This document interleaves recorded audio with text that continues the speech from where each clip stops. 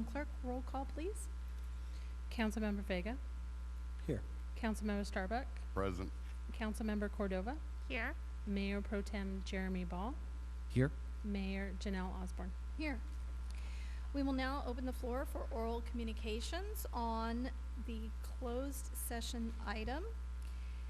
You have 3 minutes to speak. If you would like to call in, the number is 805-875-8201, or you may come to the podium. Did we have any written communication on this item? No, ma'am, nothing. Thank you. While we wait to see if anyone calls in, I'll go ahead and read the item into record. We have one item, public employee performance evaluation, city manager subject, discussion of performance goals as required by section 2.2 of the city manager employment contract. Seeing no phone calls, we will close oral communications and reconvene for regular session at 6:30 p.m.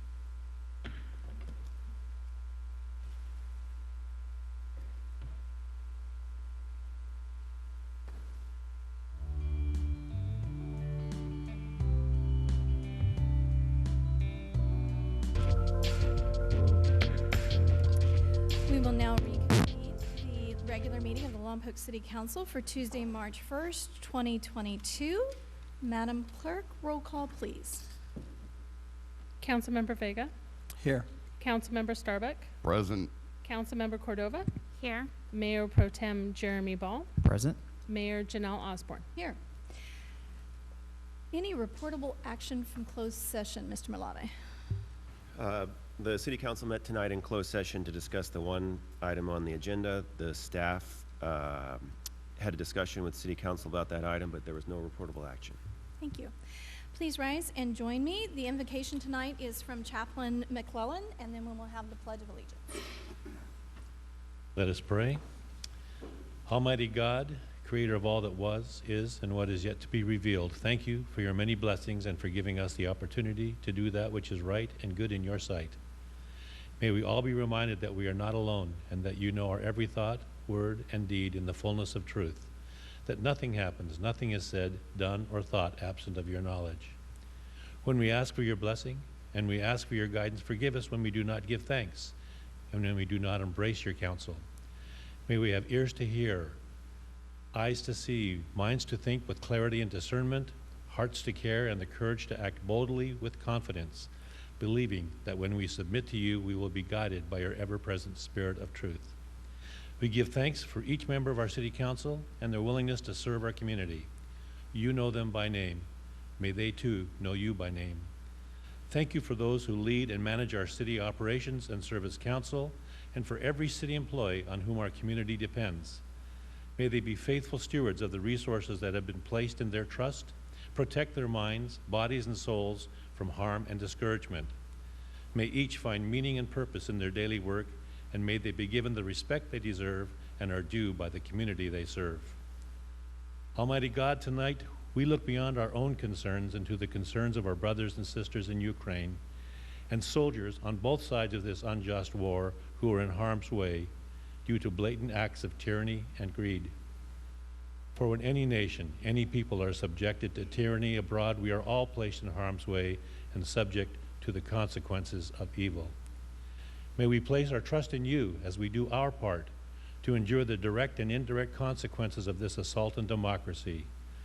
May this not be an opportunity for further divide within our country, but an opportunity to bring unity of hearts and minds to carry out actions that are good and just. Almighty God, hear our thoughts and prayers as we set aside our own concerns, even for a few moments tonight, to lift up our brothers and sisters in Ukraine into your care. Let us pause.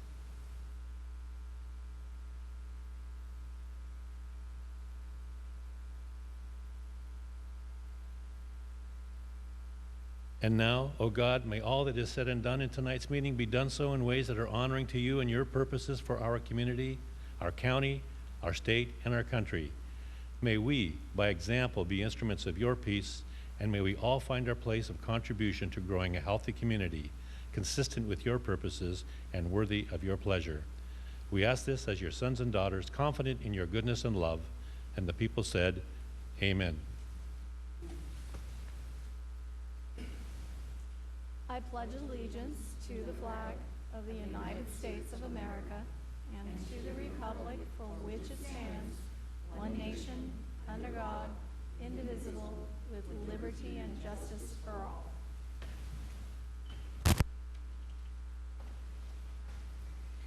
And now I would like to invite several individuals from AAUW, American Association of University Women, to join me at the podium.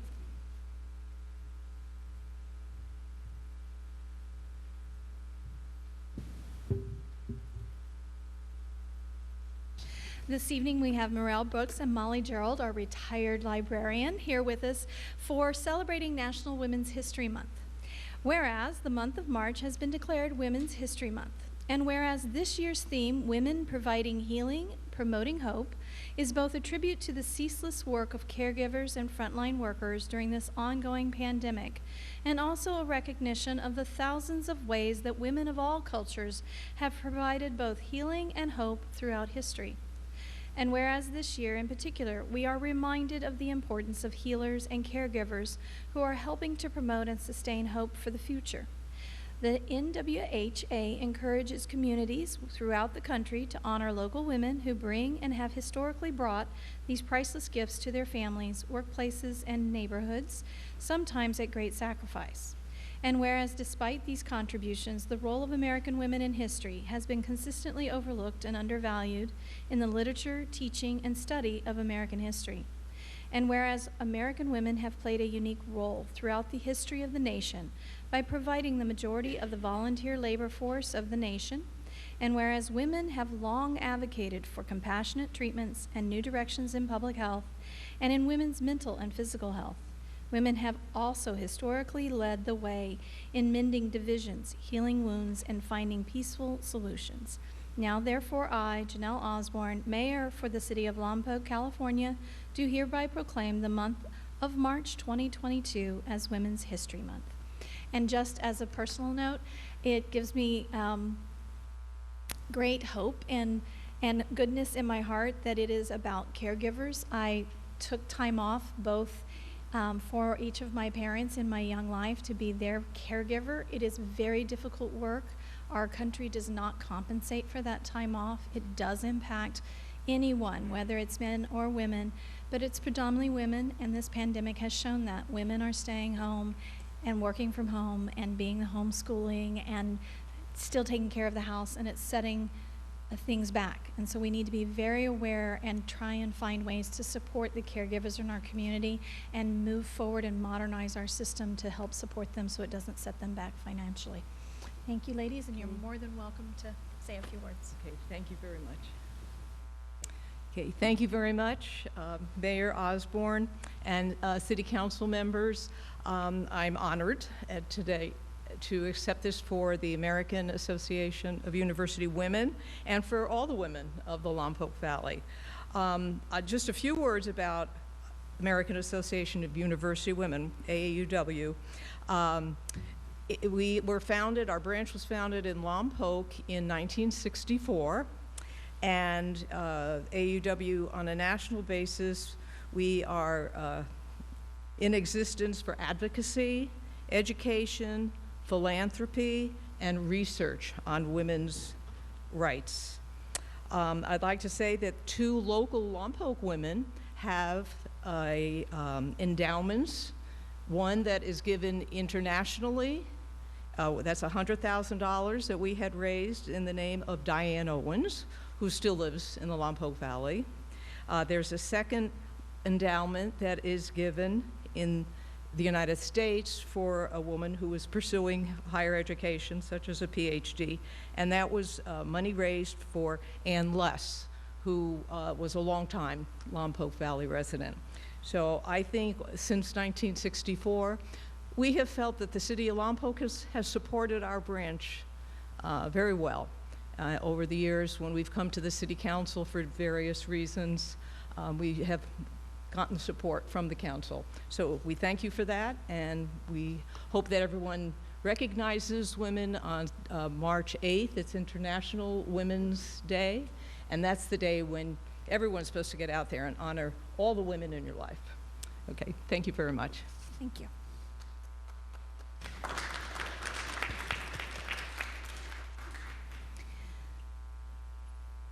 Mr. Albro, you're up. City manager report. Yes, thank you. I wanted to thank Mario Guerrero for putting on the father-daughter dance. I know I took my daughter there and I got a lot of fond memories. I also learned the chicken dance. That was pretty exciting. I appreciate what he does, and hopefully everybody else gets some memories from that too. I also want to thank Mario and Christy for giving me a tour of the parks and looking at all our infrastructure. Got a lot of deferred maintenance there and more to follow. I also want to welcome Carol Brown to the fire department as our new BC. And that's all I have this evening. Thank you. Thank you. Any questions for city manager? All right, seeing none, we'll move on to consent calendar. We'll open the floor for public comment on consent calendar. You have 3 minutes. If you would like to call in on an item, 805-875-8201. Consent calendar is all items listed under consent calendar are considered to be routine and will be enacted after one motion in the form listed below. There will be no separate discussions of these items unless good cause is shown prior to the council vote. Any items withdrawn from the consent calendar for separate discussion will be addressed immediately before the second oral communications near the end of the meeting. Madam Clerk, did we receive any written communications on the consent calendar? No, ma'am, not for consent. Thank you. Seeing no one rise and seeing no one call, we will close consent calendar comment and bring it back to council. Do I have a motion to accept consent calendar? Councilmember Ball. I'll make a motion to accept the consent calendar. I'll second. And a second. Any questions? Seeing none, let's vote. And that passes 5-0.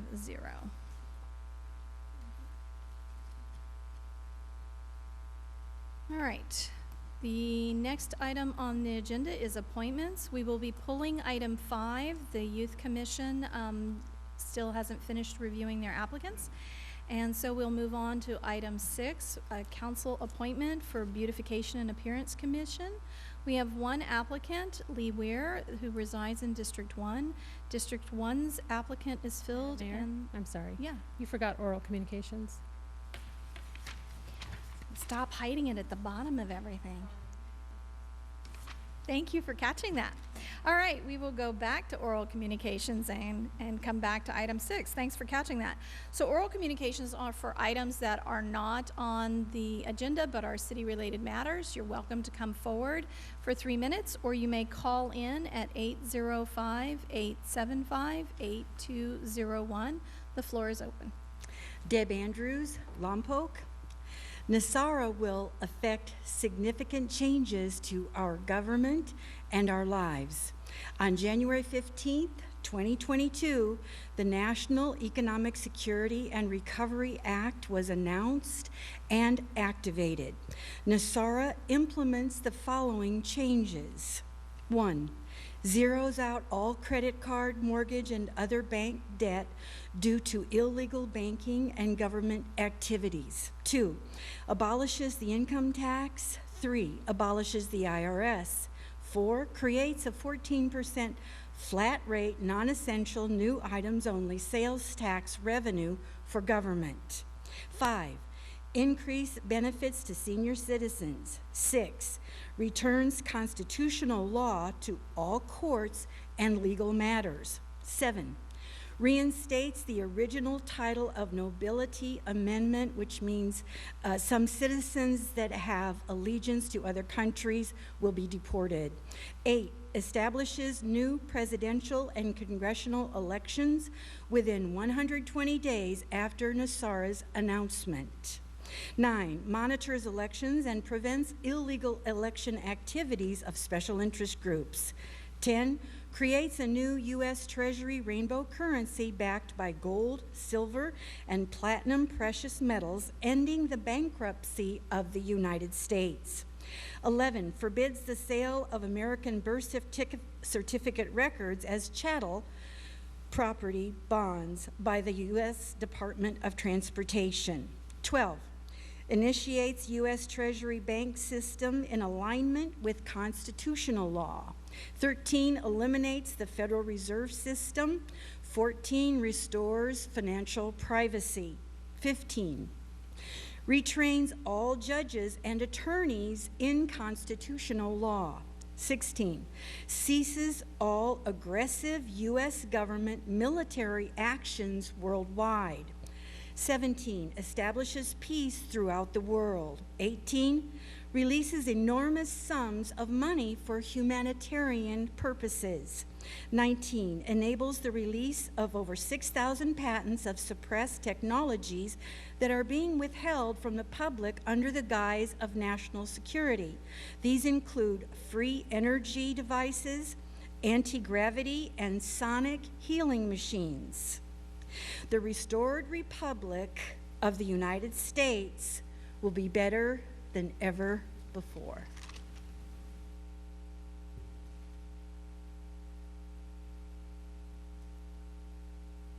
Seeing no one call and no one else rise and no written communications, we will close oral communications. All right, back to our agenda on item 6. Item 5 was pulled. Item 6 is appointment to the Beautification Commission. We have one applicant, Lee Weir from District 1. District 1 is currently filled and at large is currently filled. So I'll open the floor for discussion. Councilmember Vega. I'd like to appoint Lee Weir to the vacancy that I have in District 2 for Beautification Committee. We just made a change here, which allows more people to participate regardless of district on a temporary basis. So that's kind of my nomination. All right, do I have a second? Second. Councilmember Cordova moves and seconded. Any discussion? All right, let's vote. Mayor, sorry. Yeah. I do just want to note before you vote that because we just adopted the ordinance tonight, the ordinance takes effect in 30 days, and so this appointment, although you're making it tonight, will be effective 30 days from now. So in April, at the April meeting. Okay, all right, thank you for that clarification. And that passes 4-1. Congratulations. All right. Mayor, Yes. I see Lee's in the audience. Can we just acknowledge her because Sure. she did come out here? And I do appreciate your participation because we need the people for a quorum. And so anybody else that's willing to participate, we have a little more latitude in 30 days. Okay, thank you. Thank you. Okay, item number 7.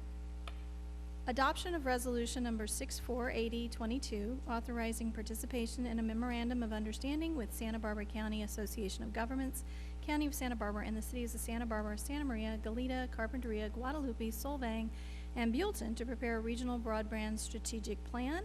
And we have Rich Graysick, our broadband administrator, to make the presentation. And I did see representation here from SBCAG that we can also ask questions of as well. So, Madam Mayor, City Council, staff, public, my name is Richard Graysick. I am the Broadband Services Administrator. At the beginning of December, SBCAG was here and did a presentation to ask the city to participate via an MOU in the broadband strategic plan for the county. We created the MOU. It is attached to this council item. It is here for your recognition and signature. And if there's any questions or anything we can help with that, be happy to answer any questions. all right. Any questions for staff? I do have a question. Councilmember Vega. Yeah. Richard, thank you so much. As far as the MOU concerned with broadband, is this a global participation or is I guess the direction that they're going for, you know, is it going to bypass Lompoc or is it going to go to the counties? This is the entire county, so it's all 8 of the cities plus the county are being wrapped into this project. The city represents approximately 13.8% of the population, and the request is for that amount of money from the total, which amounts to $27,608.90 is our cost of participation. Okay, so the investment is so that we have a place at the table, so moving forward, is that correct? Correct. Okay, Yes. thank you. Councilmember Ball. So I think I figured this out myself, but just for clarity, so, because the rough population in the entire county is like 450,000, give or take, but we're listing 300 and something thousand as the county, but that's not including the unincorporated area. So just wanted to clarify that 13.8% of our total is from the combination of all the municipalities or the cities within that. Is that correct? Margie Kern, if you'd come to the podium so that we can record your answer. Margie is CEO for SBCAG and can answer our questions regarding the county side of this. You wanna- Madam Chair, or Madam Mayor, members of the council, thank you so much for having us. So the county has contributed $200,000 to this effort, so we took that off the top. The remaining cost for the remaining part of the effort was another $200,000. So we divvied that up amongst the cities, the incorporated cities. So you are correct, it's 13% of the incorporated cities is your population. I haven't figured out what your population is for the entire county, but it's less than that, so, yeah. Thank you for clarifying that. I appreciate that. Thanks, Margie. I do have, okay. Oh, go ahead. Councilmember Vega? One more question here. This has been an ongoing strategic plan for many, many years. Could you clarify any of the progress that we've made there, or was it because there was a lack of funds for participation, just like what we're joining, we're asked to do right now with an MOU? Was it always a money issue for Lompoc, or what happened? This is a planning effort. This is not a construction effort. This isn't a hardware or anything. The county's participation is also part of the Tri-Counties broadband consortium as well. So this is the Santa Barbara portion of the Tri-Counties.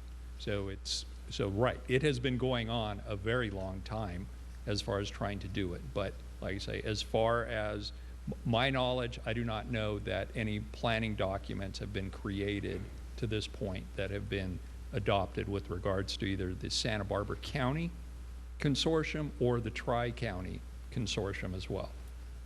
Thank you. Now, the length of time that this MOU is valid for? Basically 2022. This project is expected to be done towards the end of the year. The timeline actually shows it in November, so looking at 2022. Thank you. Appreciate it. Councilmember Cordova? So I think that the broadband strategic planning that maybe Councilmember Vega was referring to is, I think as a city, and even when we were in the Economic Development Committee, we were trying to figure out, and funding has always been an issue when it comes to the broadband needs of the community, and I think communities were trying to tackle it on their own, but this is now kind of everybody coming together under SBCAG, and this money that is now being pitched, it's so that we can get an actual regional or a whole area. So this is great. I'm curious to see what comes out of it, and hopefully we can all grow as a region because we know that it's very much needed. The memorandum of understanding does say that there will be a designated technical contact person. I'm assuming that would be you? Correct. Okay, attending the meetings. And then is it possible that the council consider, if we do move forward to accept this, to get an update back at some point in time when the MOU is over, so that it's not just forgotten or it doesn't go anywhere, but that we actually get a formal update back to the council what came out of the strategic planning? Absolutely, I would hope so, yes. I saw Ms. Kern nod her head and say that is exactly what they expect to do. Thank you so much. Councilmember Ball? So, and if anyone wants to humor me, thank you. This is great. We need to move as quickly as possible towards updating our technology for every single citizen here. But there is hesitation with a lot of hardworking folks in the community that just still think that this is just part of a long conversation of having really not great access to the internet. So a lot has changed from my understanding at the state and the federal level, creating new opportunities for us to create these partnerships and zoom ahead. Can either you or someone edify the community just a little bit on what has changed over the last couple of years that's making us perk up and really focus on broadband? So I serve on SBCAG, and as a result, I now also serve on the ad hoc that is driving this discussion. And the pandemic really showed all of our communities how vital internet access is at all levels, whether you're in school, whether your kids are in school, whether you're trying to work from home, whether you're a business trying to be productive while still being safe. And it has driven the federal and the state government to set aside a large amount of funding to modernize and implement or bring internet to the areas that don't have it or need it, and improve that to a level that is not dial-up. So many regions are still dial-up. Now, while we are above that, we also are still technically a single provider that is consistent. We have other providers in the area, but we need to have competition. And we have tried to go it alone. We have seen, as Mr. Vega alluded to, a history of starts and stops, because this didn't have a home. This was either South County was doing it, or the Tri-County region was doing it, or Econ Alliance was attempting to do it for just North County. This was a subject that was brought up at SBCAG because they already deal with transportation. Much of the internet access is built along transportation lines, highways, rails, and because that's what SBCAG already deals with, it was suggested that this might be an ideal home for it. SBCAG did their homework, accepted the responsibility. The county supervisors approved it, SBCAG approved it, and that is the ask to come back, is that if we have a strategic plan and it is region-wide, the communities, whether incorporated or unincorporated, now get access to this information, and it helps us move forward on different grants. And there are a few grants coming up in the next month that are work grants. So they will allow us to access funds that help us either fund our staff, fund regional staff to help move forward different things. So this gets us access to work grants, and then it ultimately gives us access to those broader build-out grants, because we have a regional plan with each of us coming to the table saying what we need. And then the last part of it, this really focuses on what they call the middle mile. What it does is it gets to our doorstep. So if we work within the region to get competitive broadband to the edge of city limits, it allows us to then access additional partners to bring variety of broadband into our community, whether it's a public-private partnership like it could be for us, or a private entity like Comcast, but competitive to Comcast, so that we now see a more reasonable and variety available to our community, and also create redundancy, because if Comcast goes down right now, pretty much we don't have internet. So it's really about creating new opportunities, reduced cost, availability to all, and redundancy. I hope that answers Yes, your no, questions. that was great. Thank you. Okay. And I I'm working appreci- on this a while. Yeah, I appreciate all of the. I will give a shout out to the mayor from years ago at the Economic Development Committee. We were talking about, what might we do to improve internet access here, and it was a tough road to travel. But it looks like there is quite a bit of partnerships, and I'm hopeful that we can stay on track with this. The goal here is to not just to create great internet access for the kids that may not need it anymore at home. They actually get to go to school, but think about anyone that's trying to start a business, be an entrepreneur. There's so many opportunities when you have better access to internet. So thank you for clarifying that, and I look forward to seeing some progress in this area. Sure. Councilmember Starbuck. Yeah, thank you. I'm going to take a couple of minutes and talk about Wi-Fi broadband in Lompoc. Years ago, 2003, we had the Lompoc Broadband Services Feasibility Study. Ancient history, sure. But executive summary, I'm going to read some of the highlights on this. These are questions that were asked and were answered. Is high-speed broadband network for Lompoc even feasible? Well, just some of the excerpts, I'm not reading the whole thing back, is technically sufficient and physically viable as independent enterprise. Please remember some of these. Is there enough public demand to support such a network? Research in 2003 said 61% of households would purchase broadband from the city. Television would be 33% on high speed, and they went into local phones. What do people think about the city providing these services was another question. It said those surveyed saying it would increase the likelihood of purchasing internet service from the city. The question was split as to whether such a system should be operated directly by the city or managed by a third party, i.e. a contractor. How's it working in other cities was a question. Well, one of the references they give, it says, in one city, more than 60% of households in neighborhoods where the service is available signed up for the service, and those households, nearly 90% have subscribed to a full package of television, high-speed internet, and phone. The other would be, shouldn't the private sector be doing this? Well, no company has plans to install citywide network capable of handling the heavy traffic necessary to support high technology business. So it was going to be run by the city, a private enterprise. How risky is this for the city? The answer was basically, become cash flow positive in year 4 of operation and reach full break even by year 12. Rate of return after 15 years of operation, now mind you, it's been in operation 19 now, with full debt payment would be 5.3%, representing a positive net present value of about $1.5 million is what they predicted. How does wireless best help the goals of the city? Well, its standard could be deployed throughout the city of Lompoc within weeks or months for a capital investment of $1.2 million, which is approximately 5% of the cost of the fiber optic network.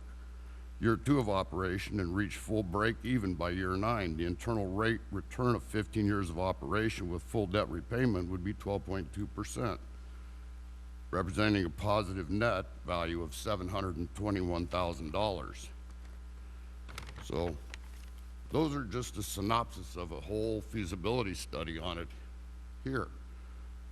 Well, you heard those numbers, it sounded good, and we did it.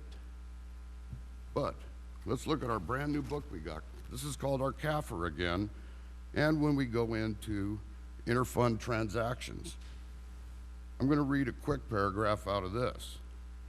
Included within the electric utility fund and the communication fund is an interfund balance of $3.8 million that will not be repaid within 1 year. The arrangement was established to develop broadband services, and repayment will be as revenues become available in the communication fund, because we do not identify it as Wi-Fi anymore. I'm going to go along with, if you want this goofed up, let's let the government do it. If we're going to go ahead and move forward with it, why don't we take our $27,000 and borrow it out of electric and top it off on top of the communication fund again? If it's true that the pandemic proved that we need this service, our rate and our customer base on this should have improved dramatically. I don't think we've had a huge increase in subscribers for our Wi-Fi during the pandemic. So think hard. I don't think this is the place to get into the discussion as to why our system has failed. There are many reasons it has failed, and I think we could spend all evening talking about that. This is not a way to solve that problem. That is a complete and separate discussion, which I am happy to have. This is about finding in ways to make sure that we don't create the same failure that we already have here, and making sure we do it as a region and have partners on it. We were the first to do it, and we were cutting edge at the time and had real potential and could have, but with a system that isn't 100% and isn't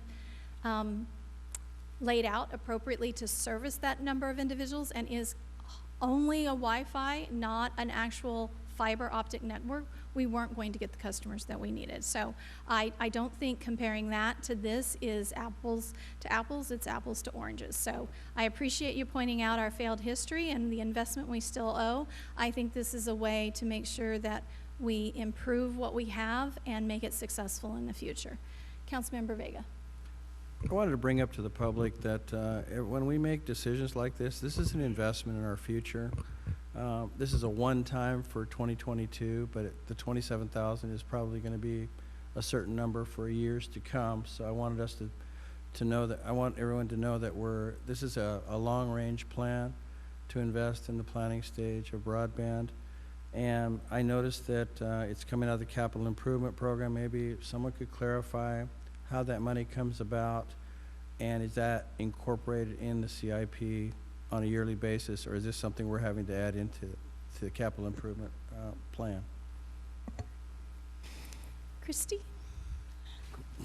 And I guess the other thing would be, were there choices on where that money could come from, or was this the choice for the least impact because this is only on the planning stage, not the development stage? So the decision to have this come out of the capital improvement plan is primarily what you were saying, the impact. We have the funds in the capital improvement plan that was part of the $4 million that was transferred in at about a month, 2 months ago. Okay, that's we one went of the through. answers I was looking for too. Okay, So, thank you. So, yeah, good. Did that answer your question? or Yeah, what and else? I say with the long-range plan, is it going to continue to stay in the CIP planning stage if it happens again next year or the next year? Is it too premature? I think that it's too early to address that, where it would come in the future. Right now, we're looking at it being done by 2022. It's a one-time thing. I think that if it were to come back, we would have to address where it would come from. Yeah, down the line. and I'd like to point out that every time we make a monetary decision here on council, many times these are long-range plans, you know. Some people think it'll be a one-time thing, but in something like this, depending on the direction of whoever the council is, this would be something that would be long-range. So it's not just a one-year 2022 thing and something's going to happen. This is the strategic plan piece of it. Mm-hmm. And then if anything were to come of it that were capital improvement, and that is why we're looking at it coming out of the capital improvement plan, that if down the line items were to come back, they would be capital. And so that's how it makes Thank you. sense So that there's way. no negative fiscal impact. We have the money, so thank you very much, okay? Thank you. Councilmember Cordova. I think it's important to keep in mind that although our current structure it does not work and perhaps is not meeting the needs of our community today, the challenges in when it comes to broadband is the cost and the accessibility to the people that need it, or the residents or the businesses. We will never attract higher paying jobs until Lompoc can be able to offer services as well as provide or attract companies. Aside from the fact that we're also right at the outskirts of the gates of Vandenberg Space Force Base, and with their planned expansion, as well as the demand and influx in aerospace growth, we have the need in this community to have a great broadband service and something that is going to take us beyond and be able to attract these companies here. But aside from all of that, if we're looking at just corporate America and being able to attract companies to come into Lompoc, that's a necessity. And of course, idealistically, to have it in our homes, in our communities, and be able to provide it to our residents as well as future residential development projects, it's major. So this right here is just a strategic planning process. We're putting in money so that we can all come together and be able to figure out how do we make this happen, because each community on the Central Coast has tried to tackle it on their own. But at the end of the day, it's the cost that's associated to bringing that. Mayor Osborne talked about the middle mile. The cost associated even with that final mile is major. So if you could maybe, Mayor Osborne, explain to me or anybody else that's here in representation of this, when you talk about that middle mile and the strategic planning that's going to take place through this, maybe enlighten us a little bit more about that. Like, are we talking about how to, because I know that Comcast runs through our city, but we did this maybe 7 years ago when Teresa was here, and we were trying to work at it through Comcast. It's not easy. We can't even get the maps from them as to where it's in our city, where it runs. And I know because I worked on this myself, and this is something that I've wanted to see in our community for such a long time. So if you could explain that middle mile to us so that we can get a better understanding. Sure. So basically, there are actual hard wires that are put into the ground. They're very, very large, and they're called dark fiber, and that's how internet gets to us. Now you're seeing lots of conversations from phone companies that are talking about 5G and wireless, and what they're coming in and doing is attaching things to light poles that relay back and forth to satellites, but they're still ultimately in certain locations still attached to these dark fiber wires in order to give that strong wireless feed. It is really expensive to maintain any of these networks, which is why it's been in the hands of private corporations for a really long time. And Lompoc, at one time, back in the early 2000s, decided they would do a public entity. And we started out doing both a plan for wireless and for actual fiber. Unfortunately, Comcast showed up at the same time and said, don't worry about doing the fiber, we'll take care of it. So we just put a wireless system in place. We also saw that we hadn't planned for how quickly it was changing and upgrading, and so we got behind on implementing the wireless updates in a way to stay ahead of it, and we also never connected our wireless to a wired system across the city. So it is weaker as it gets further away from City Hall, so it becomes very difficult to utilize. Now, middle mile, you have long haulers, and those are the companies that lay wires, and it goes up and down the state and across the state lines and underneath the ocean across to other countries.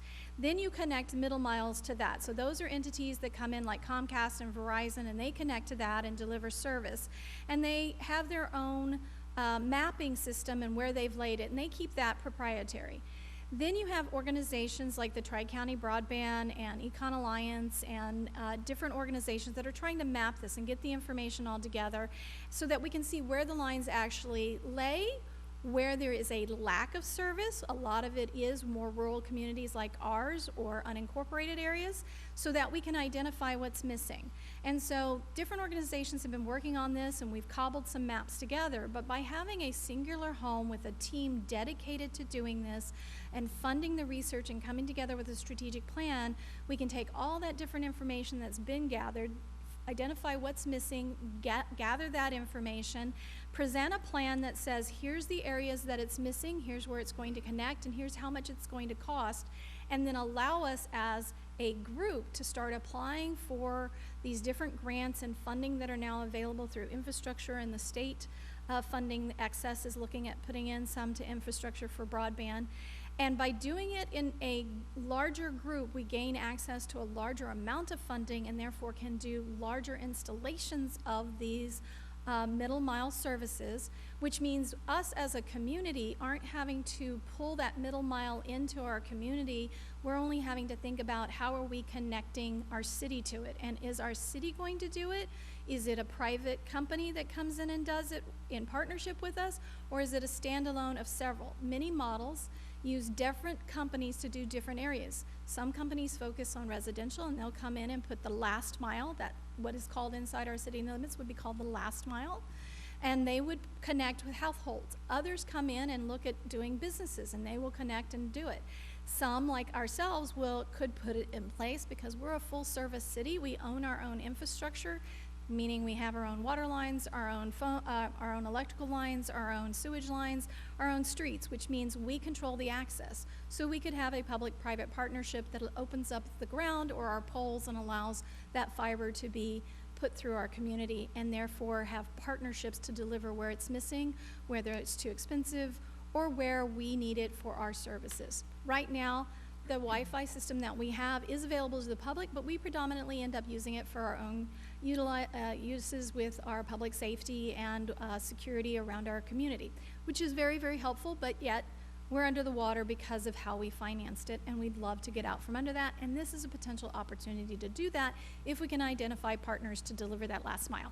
I know that's way more than you probably wanted to hear. But I think it's important but I think it's so important for the community to really understand this, because listen, I'm the little guy. I come from corporate, so I understand the need.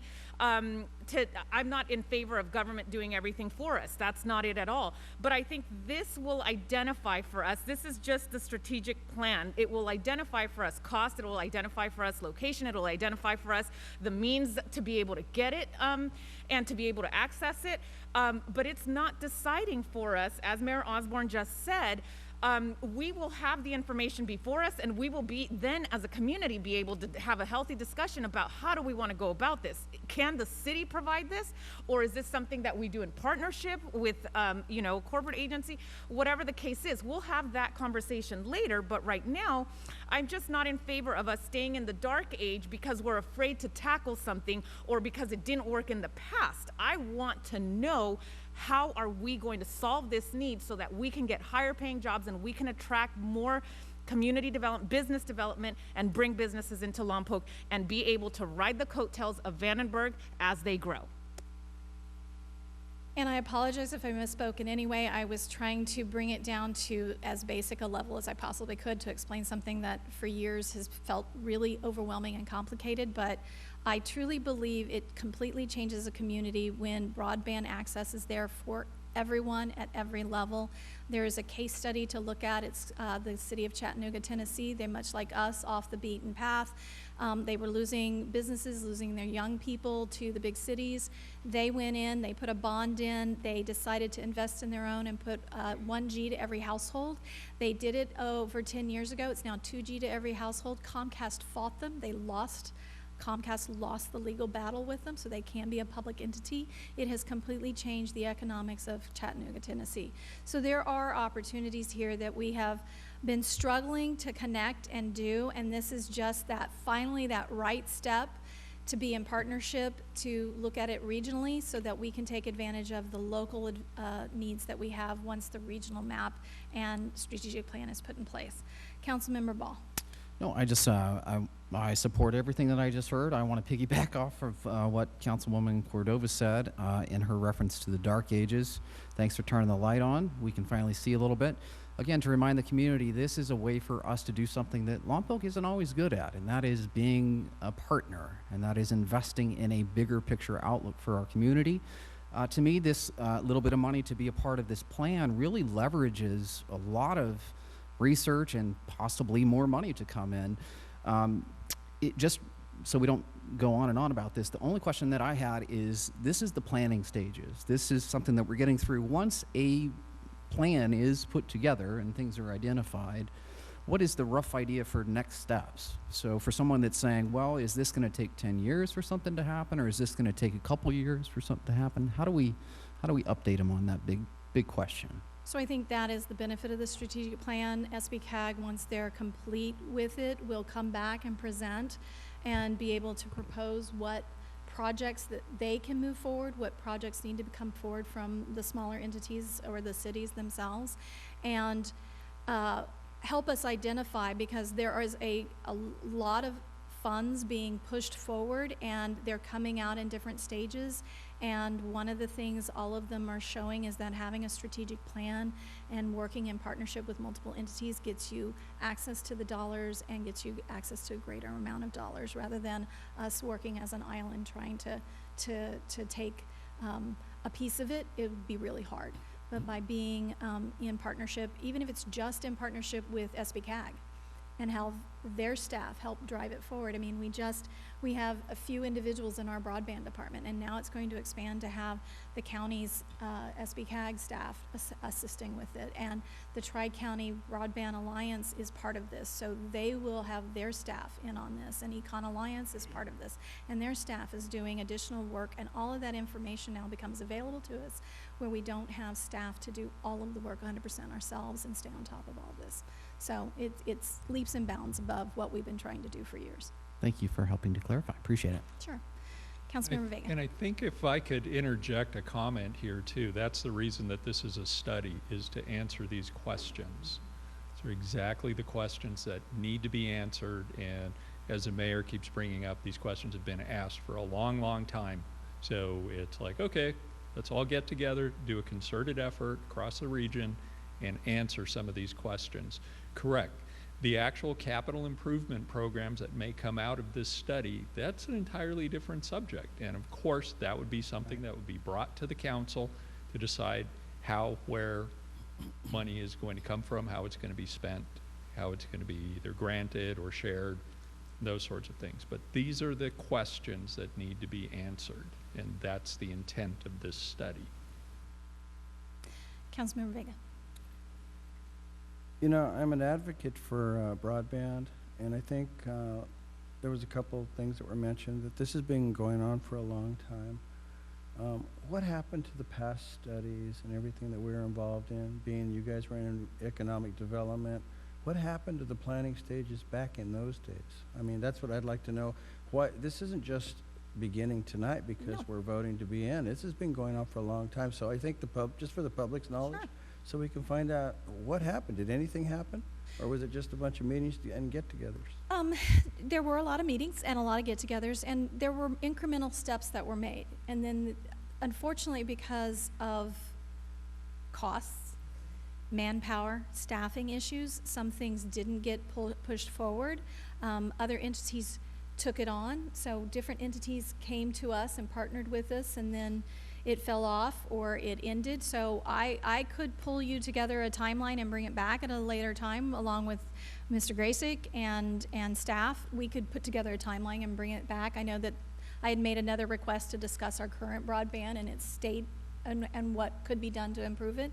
So we could ask for that to be included in it. Yeah, and thank you so much, because I was a part of several of those meetings back in the day when they used to meet, and just wondering what happened, you know, Sure. because it didn't just start right now, okay, so. There were some results of it, but they're various, and so Yeah. it would take an entire. I got you, and I understand, I get it, but. But it's a good question, and not I'm a happy lot to bring came that out of back. it, But we're still gonna tread Yeah. forward, I got you. Okay. Ms. Cordova.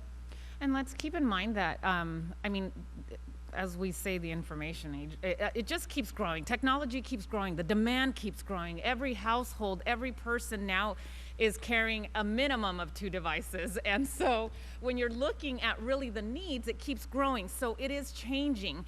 But I know that anything that we did in the past, and when I worked closely with Teresa Gallivan back in the day, I remember going out to Chattanooga. It just coincided that I was going to be in Chattanooga, and I reached out to that local city because I wanted to know. And what a great community, what a great example of success with this. Again, it doesn't mean that we as a city need to do it, but once we have the information and we can really try to hammer in and nail down the cost and accessibility, those are the 2 things that really, at the end of the day, when I worked on this, gosh, maybe about 7 years ago, and I worked on it for a couple of years, it always boiled down to cost and accessibility, whether we can really get to those fiber optic lines that Comcast owns. And unless we bring the right people to the table and we really become that think tank, I think we're going to be a lot stronger if we do it as a region. But how we roll it out in our community and what the cost will look like to us, that conversation is still to be determined.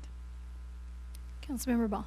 Yeah, I just wanted to, from memory, because being part of the EDC and being a part of a few of those meetings, I remember, just the, frustration that would come from, well, this is a great conversation. We talked about a lot of things. There may be some chances, but nothing really came of it. Well, I think the thing to remember is there's a big difference. We're talking about finishing a middle mile or a last mile when no one stood up with any funding for any of the miles. So we were all trying to just figure it out ourselves, and pretty quickly realized that it was an overwhelming challenge to come anywhere close. So fast forward to today, whether it's COVID related or it's just what it is, the feds and the state have decided to say, look, we're going to throw a ton of money at this and start defining how do we get middle mile to the last mile. So that is what we never had during those discussions. So if they'd have told us, hey, there's a bunch of funding sources years ago, we would have been much further along. So just as a reminder, this is a very recent development to have this level of funding come from the feds and the state for this specific purpose. So this definitely perks me up and makes me very excited that we might be able to take something very positive across the finish line. So that went way past questions for staff. But any more questions for staff or for SBCAG before we open it for public comment? Seeing none, thank you. We will now open the floor for public comment. The number to call is 805-875-8201, 805-875-8201. The floor is now open, and you have 3 minutes. Deb Andrews, Lompoc. Appreciate the history, the questions, and the discussion on this subject. It's not my area of expertise, but it's my understanding that the Starlink satellite internet system being launched from Vandenberg solves a lot of problems and levels the playing field. An example would be in Ukraine, which has no declared borders. It's not a country. It's a territory of Russia. And President Putin has gone in and he's hitting strategic strikes, bioweapons labs, and rescuing a lot of trafficked children. It is like the central headquarters for trafficked children. We sent Starlink terminals to Ukraine to help the people that have lost their internet because of what's been going on. So as I said, it's not my area of expertise, but I would think perhaps we should pause and find out what the Starlink internet system can provide us and what the costs might be. I think it's going to be global. It's going to be much more secure. It may be administered by the military for the security, not sure. Madam Clerk, did we receive any written communication on this item? No, ma'am, nothing. Thank you. Seeing no one call, we will close oral communications and bring it back to council, and I will entertain a motion. Councilmember Ball. I'd like to make a motion to adopt resolution number 6480, parentheses 22. And I will take a second. I'll second. And we have a second. Any other questions? Let's vote. And that passes 4-1. All right, next item, new business. Introduction of ordinance number 1691, parentheses 22, implementing Senate Bill 1383, requirements relating to organic waste disposal reductions. And we have Mr. Quinlan from our solid waste department to give the presentation.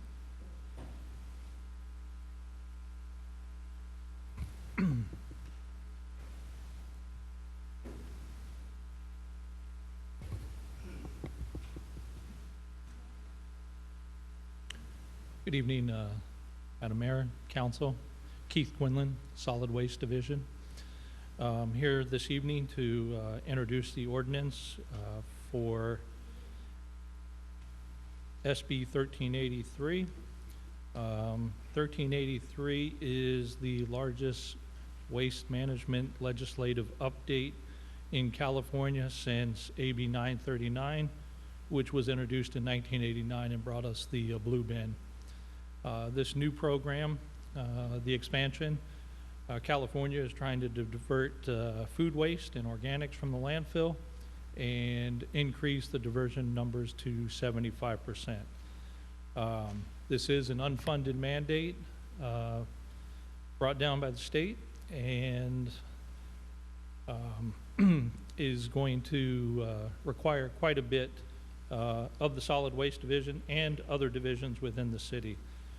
Some of the items that this ordinance and new legislation will bring about will be providing mandatory organics collection services to all residents and businesses, conducting education and outreach to the community, procuring recycled organic products, establishing food recovery program, and monitoring compliance and conducting enforcement.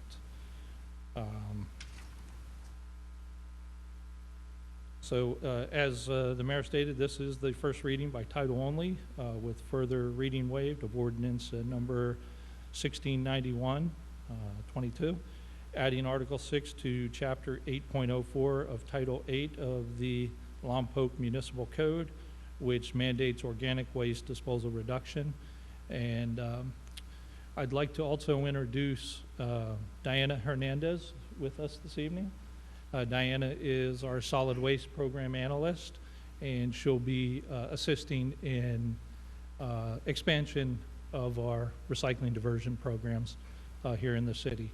In addition, council through the budget process also authorized a new position, a solid waste program technician, and we have Talia Amador in that position, and she is also going to work on building this program in addition to previous programs, mandatory organics recycling and mandatory commercial recycling.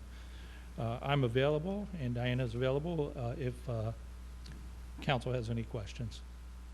Mayor, Yes. just to add a couple corrections to the staff report, not corrections to the staff report, but corrections that I have to the ordinance that I need to read into the record for tonight, that were typos that need to be corrected. On page 22 of the ordinance,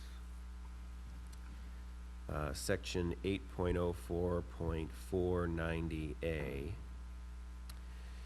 There's a typo in the last sentence that says, if the requirements of Cal Green are more stringent than the requirements of this section, that should be a than, a T-H-A-N instead of a T-H-E-N.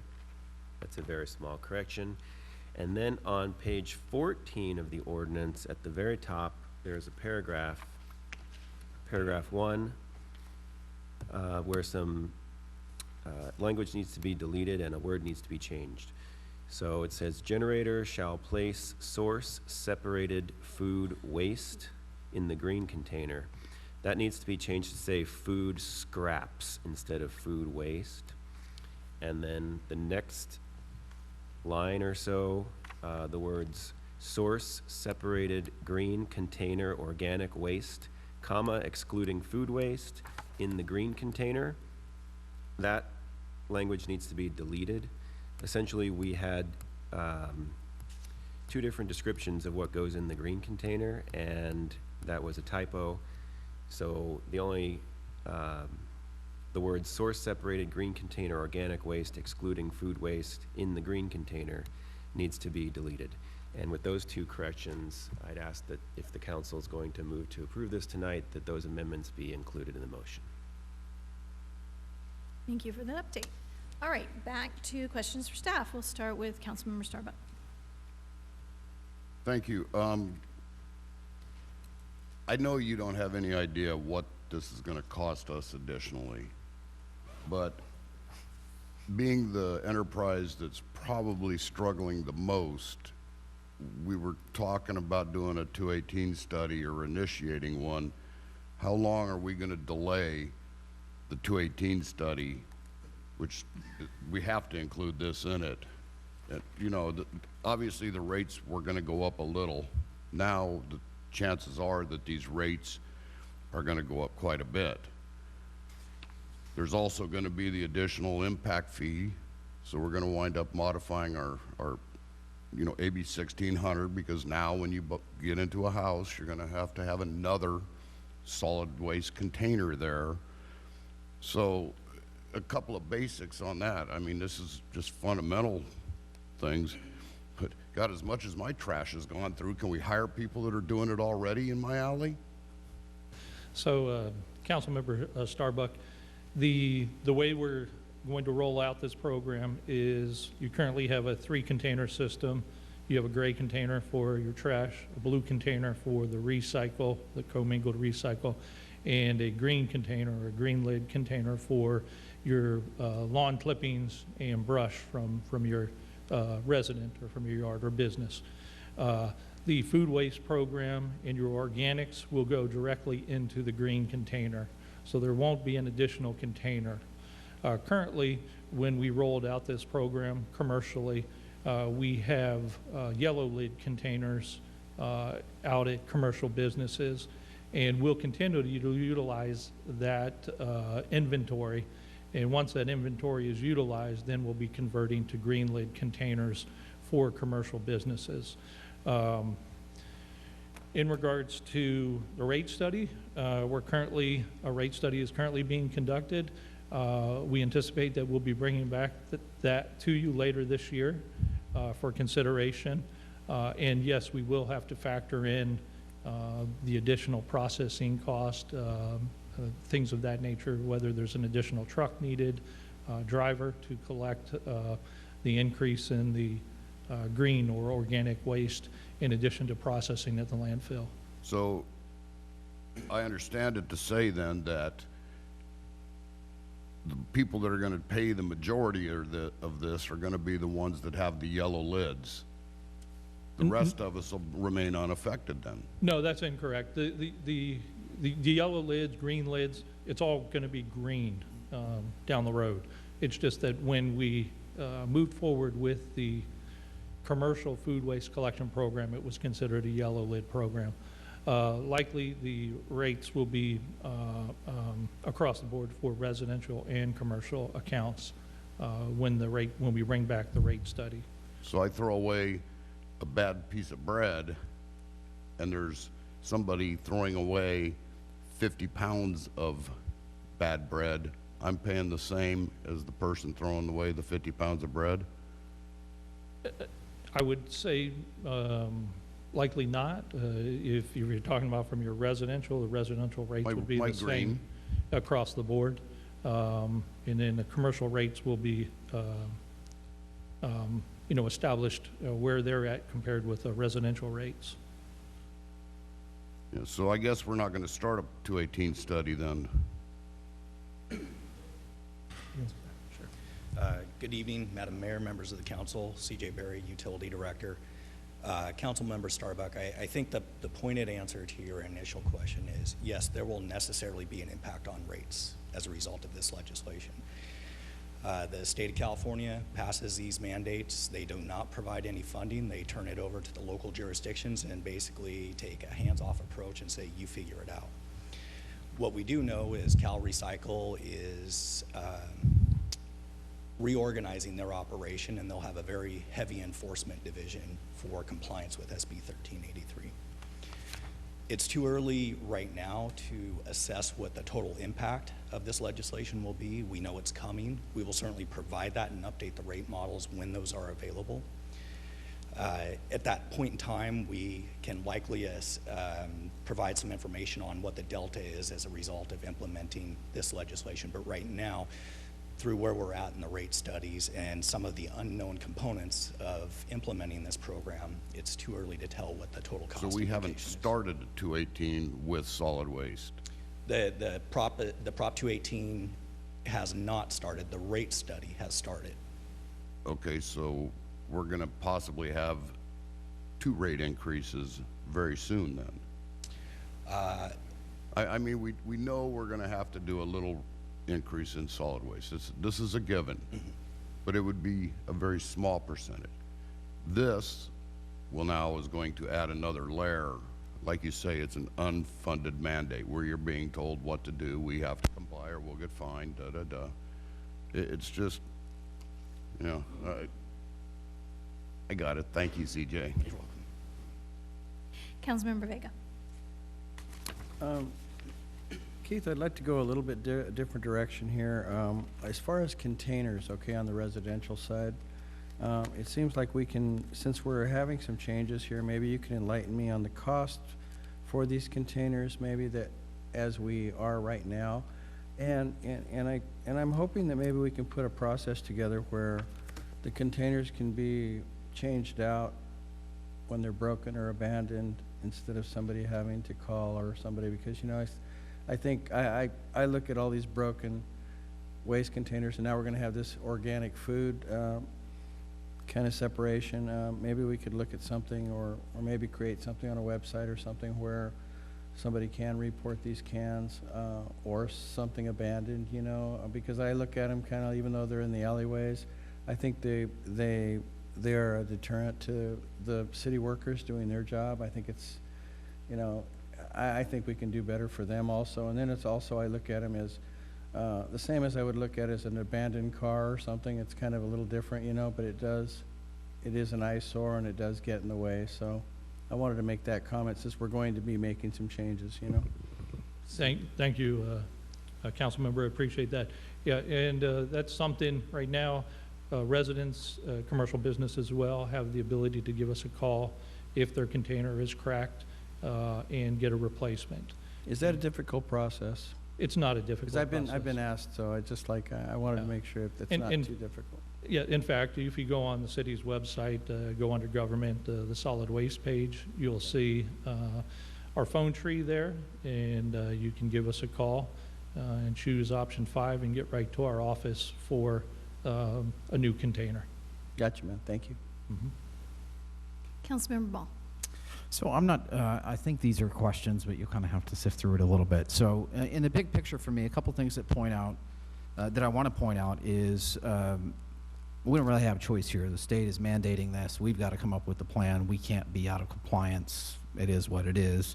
But they do say that these things need to be implemented. A couple different areas of this need to be implemented by 2025. Can you talk about between now and 2025, a few of the rough steps that need to happen over these 3 years for us to be in some sort of compliance? Yes, and going back to your initial comment, this is an unfunded mandate, and jurisdictions across the state are being required to do this.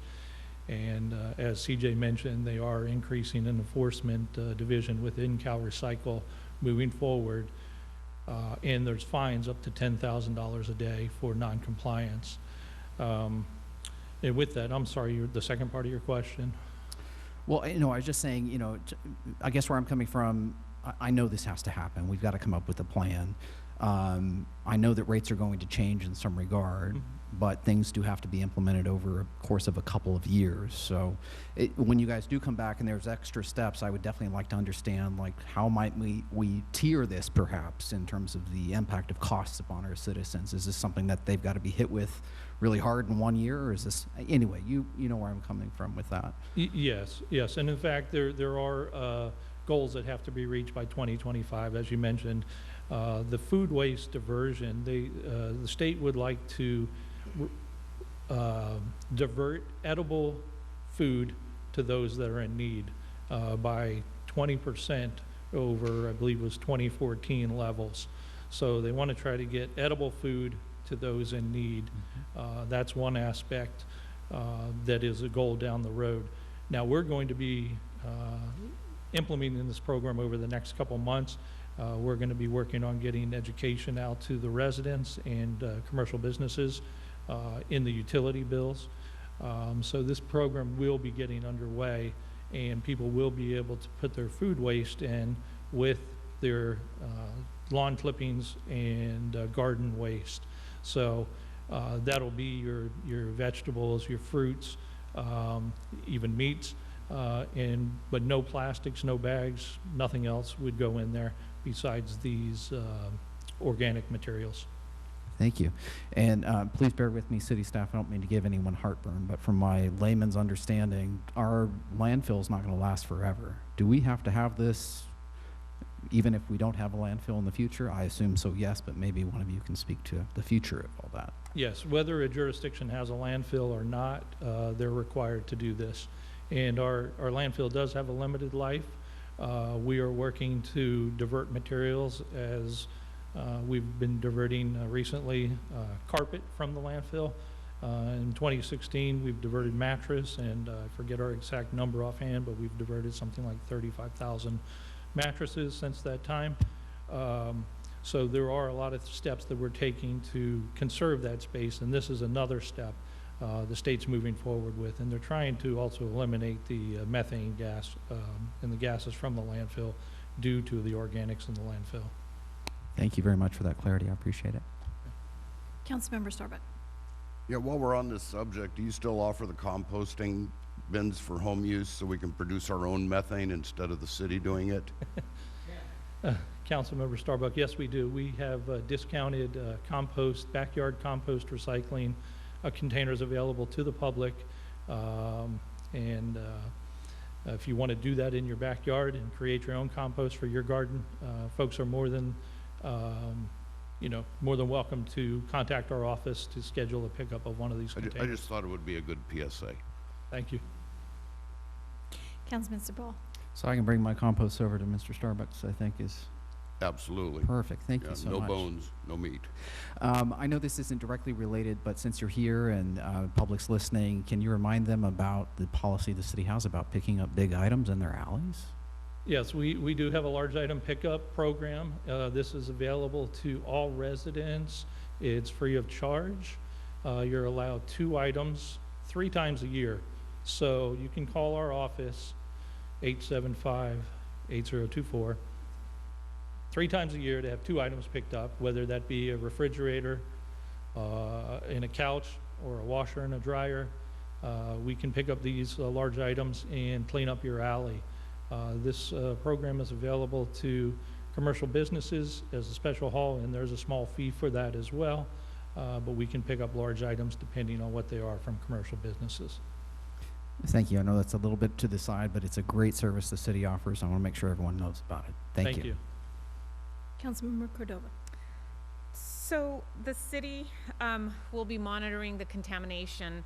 How exactly will the city be able to monitor the contamination of these containers? Diana, No, we have our program analyst and our program technician to do spot audits. In addition, our drivers, as they dump a container, they have cameras that see what goes into the truck. So if it's a green waste and they're dumping it and they see trash in there, well, we know that's problematic. They'll jot down the address or contact our staff so that we can go provide education. And if we continue to contamination, likely we'll go out there and do a spot audit the following week to make sure it's not full of trash again. If it is, we're going to have to, again, provide that education and or remove the container. We can have the blue bin or the green bin used as a second trash can. Okay. Yeah, I think it's important for the public to know that. Now, the ordinance said that you're going to be monitoring and education, which will begin immediately once this is signed in or voted in. But it says early 2022. So, and then violations. Is it violations that will start after January 1st of 2024? There is the potential for that. At this point in time, we'd prefer not to move down that avenue. We're going to continue with the education and the outreach and try to get people on board to do it correctly. But there is that potential down the road that folks could be fined. Yeah, so I just want to make sure that the public knows there will be ample time for us to adjust to this and get ourselves, mentally trained to kind of do this exercise before we issue any type of fines to residents as we go through this process and we meet the requirements of this. Yes, that's correct. And another one of our concerns is the processed materials, meaning the materials that we receive from the public and commercial businesses. We send to a third-party composter, and those materials have to be clean. We can't jeopardize our outlet of this material. So it's going to be important that these materials are clean, and we may have to have a step in between at our landfill to make sure that we're sending clean organics to that third-party composter. Councilmember Ball. I have a random question. Do we pick up trash for the school district? Yes, we do. So just as a thought, just throwing it out there for ideas, is that when we start to implement some education and some, trying to get the word out, that we engage the Chamber of Commerce. It's got great connection with our businesses, that we connect obviously with the school district on the educational side too, and kids can start learning out. This is how we do it here. We separate the things. A lot of that information can make it back home. Just hope that you guys are considering those opportunities as well. Yeah, I think that's a good idea. We're currently, I've met with the school district a couple weeks ago, and we'll be setting up future meetings to get them on board for the organics. Initial focus being the central kitchen and their central facility, and then seeing how that branches out to the schools. On the education front, we already provide recycling and compost education within the schools right now, and we'll likely be expanding that with our solid waste program analyst and technician staff. Right. Any more questions for staff? Thank you. Thank you. We will now open it to public comment. You can call in at 805-875-8201 or come to the podium. You have 3 minutes to speak on item 8. Madam Clerk, did we have any written communication? Yes, please. Yes, come to the podium. Madam Clerk? Yes, ma'am. We did have an email from Mr. Ron Fink. It was provided to council, to staff. It is out in the lobby and it is on our website. Thank you. You're welcome. You have 3 minutes. So if I don't eat the fat on my steak, I throw it in my green waste, and vegetables, all like that, and so we have that's not a smell problem or compared to in a trash in a bag? This is public comment. You can ask your questions, and then we will potentially get you answers after you ask. Public comment is just a time to make your statements and ask your questions, and then we work to answer them after public comments is closed. And so our rates are going to go up right away, sounded like. We're a new tax on it, and so the state's bringing this in from because it works, or they think, you know, in some other, a big city or something, they have a problem, so it's implemented for us here in Lompoc. And I don't know, I'm a little nervous on this. That's okay. Take your time. You have 3 minutes. It, that's all I got. That's all right. Thank you. Seeing no one call in and no one else rise, we'll go ahead and close public comment. Mr. Quinlan, why don't you come back and maybe do a short educational of what that means about requirement of these organic wastes to be, how that changes, just a short education. Sure. In regards to putting your food within the containers, putting your green waste and other yard clippings in your container causes your container to smell. Adding the food will cause it to smell as well. Residents have, you know, the ability to clean out their containers. If you have a concern with that, containers can be washed out after collection. And I'm sorry, the other question was? There was just a few questions about if I eat a certain way and I can't put it in, and what happens then. And then the second part was about it being state mandated and being unfunded, and how it might lead to a change in our costs of being able to do, which you had covered. But it was more Yes. about the, you know, what is the impact on organic waste to how we currently do it, and what, you know, how that might change. Yep.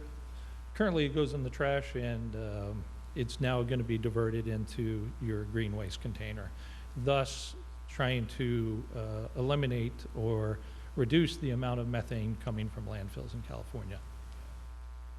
Thank you. Thank you, Mary. I wanted to grab the second part of that Sure. question. There currently is no proposal in front of council to consider rate increases at this time. That will be coming in the future, but we need to determine what the rate model looks like and the cost of this unfunded mandate before we can bring that to council. That notwithstanding, we will and are working on the implementation of this program, and we will continue to do that with or without regard to whether or not a rate adjustment is before council for consideration. Thank you for that clarity. Councilmember Cordova. And I just want to say that I too have a concern about the smell or infestation, I guess, that this could lead to in, you know, residences outside at least.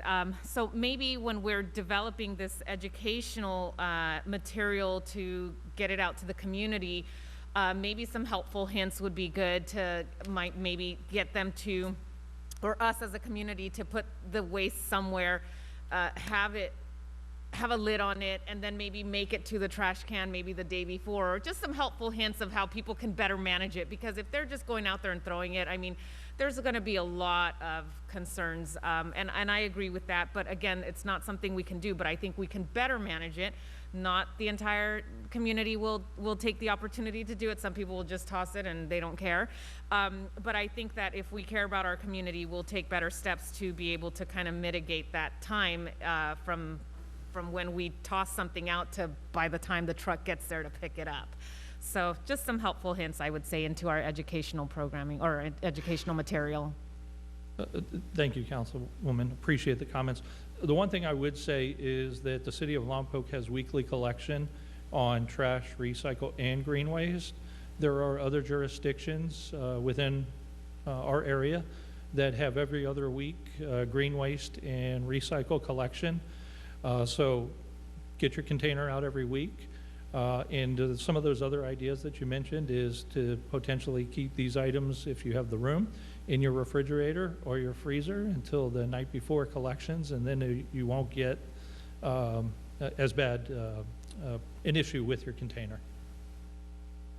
And I do believe that the one place the state has invested the money is in information and education, and is providing those tools to you to help you not have to recreate the wheel. So I do know that, because I get those emails as well, that you've been given marketing packages and access to be able to educate the public on it. So they did put some money somewhere.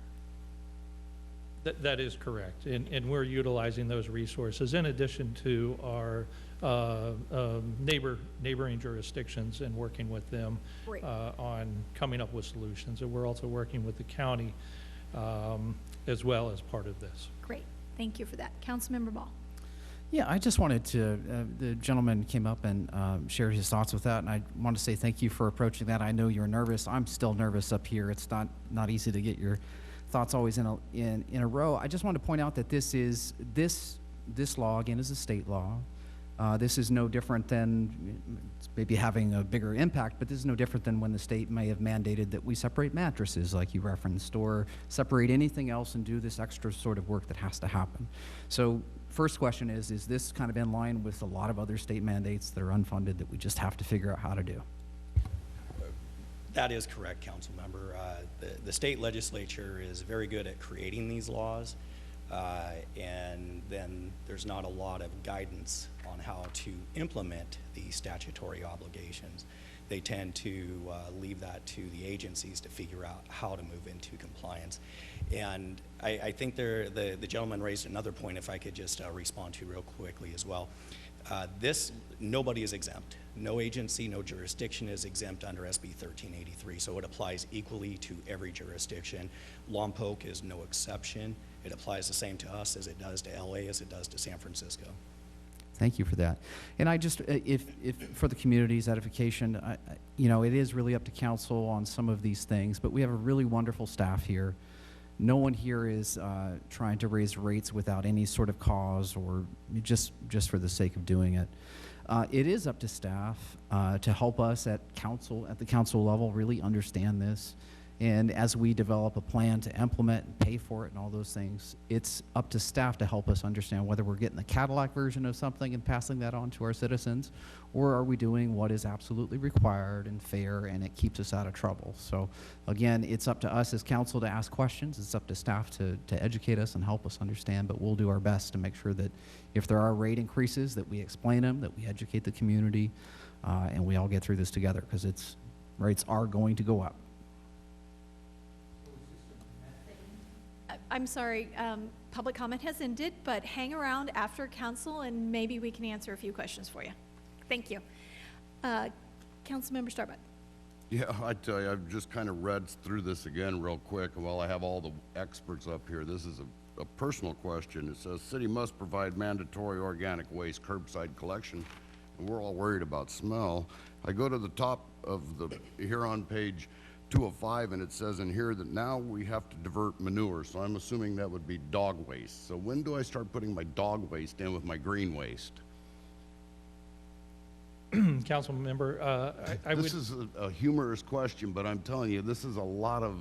I understand, and at this point in time, I would probably continue to put your dog waste in the gray can, which is your trash can. With the composting process, composting kills all kinds of microbes and parasites and fecal matter, etc., in the process of composting. However, you wouldn't want that in the finished product when you're putting it back on your lawn. So I would recommend that manure or dog waste continue to go into the trash container. I'm just saying, some of this is really over the top that they mandate on us. Yes. All right. Any more questions for staff from council? Seeing none, I know someone's very excited to make a motion to accept this.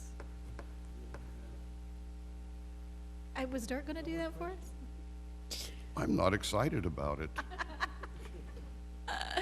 Are you done with your questions, Councilmember Reagan? Oh, okay. So I'll make a motion that we accept the ordinance 169(22) implementing Senate Bill 1383 regarding organic waste disposal reductions. I'll second. And we have a second. If there are no further questions from council, we will vote. And that passes 5-0. Thank you all. Did we receive any additional written communications that have not been mentioned so far? No, ma'am, nothing. Thank you.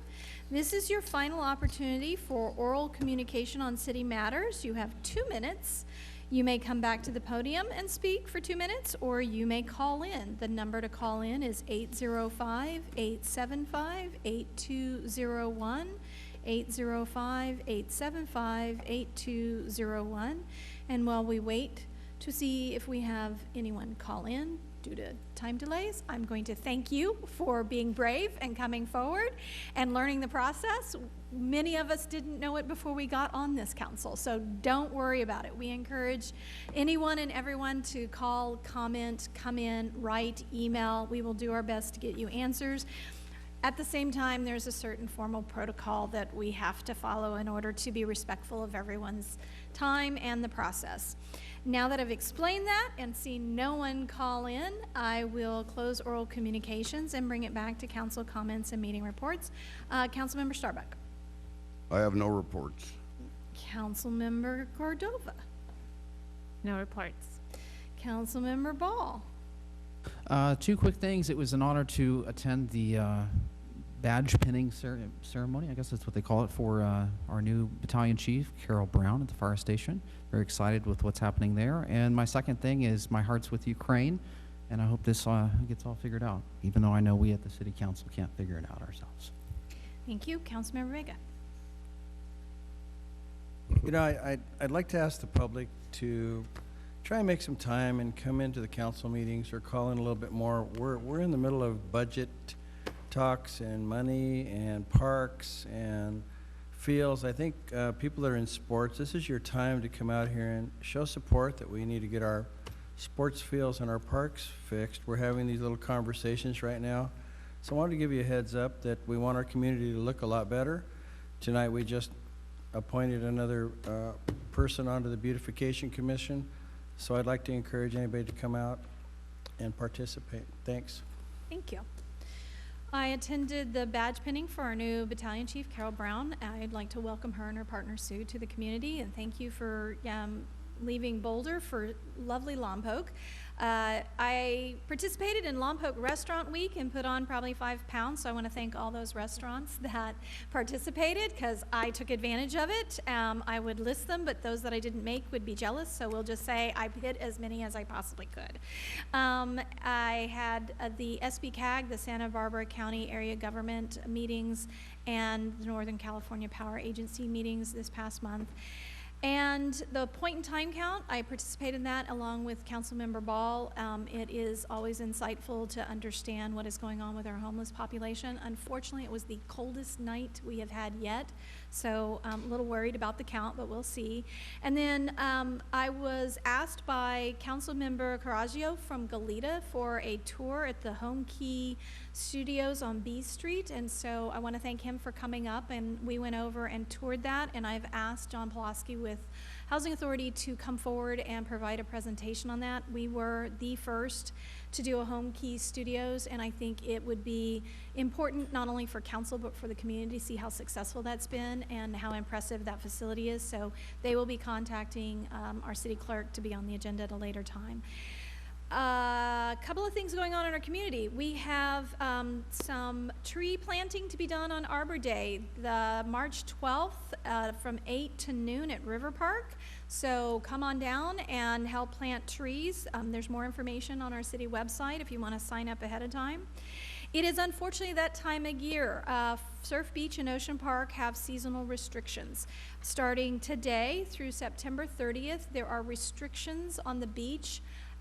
You also cannot take your dogs on leash down there even because of plover season. But the base is working to maintain the beach remain open within that restricted area despite any violations, and we just want to avoid those violations. So I know it's difficult for us, but I do want to thank the base for working to partner with us to keep the portion of the beach open anyway, despite all the restrictions.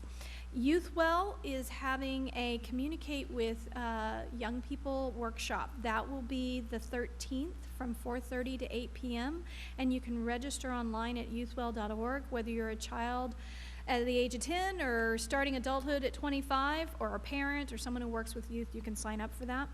We do have an electrical outage that is planned for the Lompoc Plaza at Pine and 8th Street starting tomorrow night at 8 p.m. and lasting about 7 hours. So in case you're in that area, just be aware you don't see the lights on in that. We're doing some upgrades overnight. The Women's March for International Women's Day is the 6th in Santa Maria at 600 West Enos at 2 p.m. if you're interested in that. Daylight savings time is the 13th of this month, so put that on. And last but not least, we have our own teen conference on the 25th of March from 9 a.m. to 2 p.m. And it's $15 per student, and if you're interested in attending, we have information on our website. I do have a council request. I'd like to get an update on the nonprofit that we organized and set up and see where that is, if the state and the federal have approved that, and if we're on that. So if I could get support on an update on our organizing. Councilmember Ball supports. Can I get a third just to get an update on, is it organized and set up? Third, thank you. Doesn't have to, it could even be a memo just to update us. You don't have to bring back a full report. And then I know we addressed one broadband issue, but another one came up today. So I think bringing back a discussion of our current broadband service and what it currently is at and where we are financially with it. And then I will also contribute the history of prior broadband development work as part of that. So I'd like to make that request that we kind of understand our own broadband service moving forward. So I would like support on that discussion. Support. Thank you, and I need a third. We'll give you a third. Thank you. All right, that is all of mine and then some. I know that frustrated you a little, Councilmember Vega, but got to get that information out there. So we will adjourn to the next council meeting at 6:30 p.m. on March 15th, 2022. Thank you all for being here.